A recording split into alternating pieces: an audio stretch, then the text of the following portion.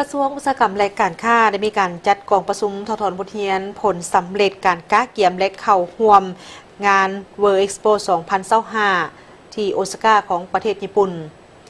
กองประชุมททบทเรียน World Expo 2025 และวางแผนเข้าร่วม World Expo 2030 ที่ซาอุดิอาระเบียได้จัดขึ้นในเมื่อวันที่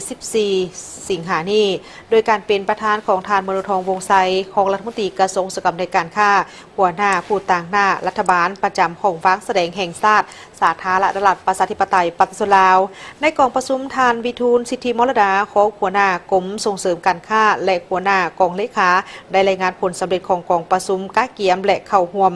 งาน World Expo 2025 ที่นครโอซาก้าประเทศญี่ปุ่นซึ่งได้จัดขึ้นในระหว่างวันที่ 13 เมษายนถึงวันที่ 13 ตุลาคม 2025 ที่ผ่านมา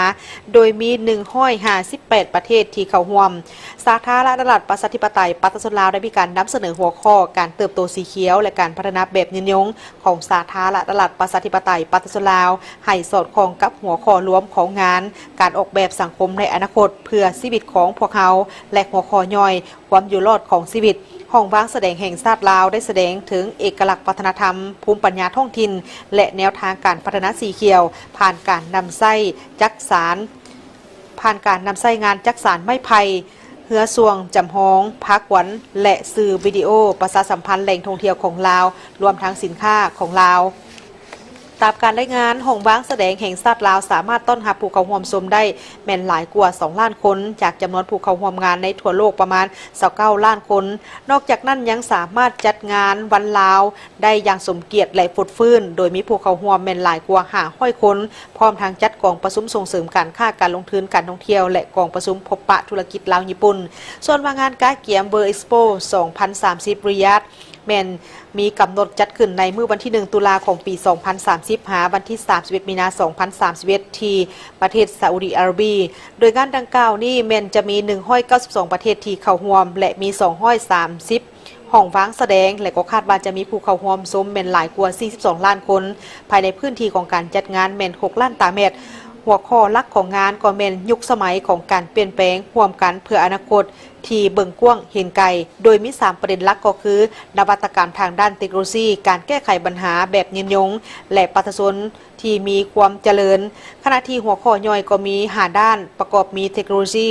โลกมนุษย์วัฒนธรรมและการร่วมมือกองเลขาจะนำไปค้นคว้าเพื่อเสนอหัวข้อย่อยที่เหมาะสมกับท่าแหงและจุดเด่นของสาธารณรัฐประชาธิปไตยปฏิรูปลาวต่อคณะ4นำระดับชาติรูปแบบของการเข้าร่วมแม่นเจ้าภาพได้กำหนดเอา3รูปแบบก็คือ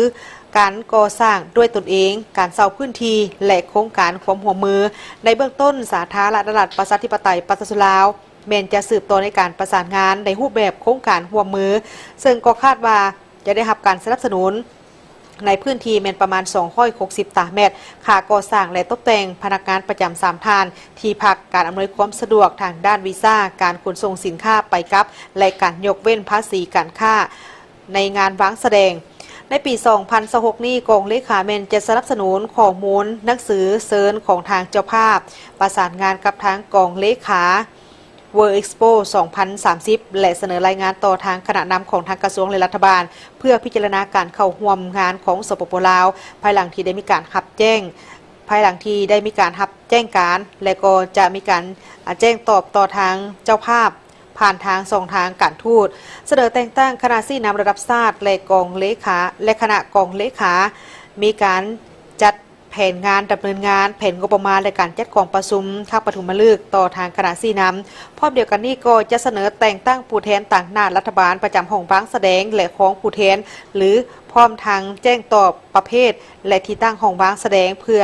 เฮ็ดสัญญากับทางเจ้าภาพในปี 2027 ถึง 2029 นี้เมนจะมีการจัดสรรแผนงบประมาณประจำปีจัดกองประชุมกองเลขาและอนุกรรมการค้นคว้าหัวข้อและรูปแบบของวางแสดงจัดเฮ็ดแบบห่างเพื่อเป็นการนำเสนอต่อทางคณะ4นำพร้อมทางประสานงานกับทางภาคธุรกิจสมาคมธุรกิจและการค้าอุตสาหกรรมแห่งชาติลาวเพื่อสร้างกิจกรรมเสริมในด้านการค้าและการลงทุน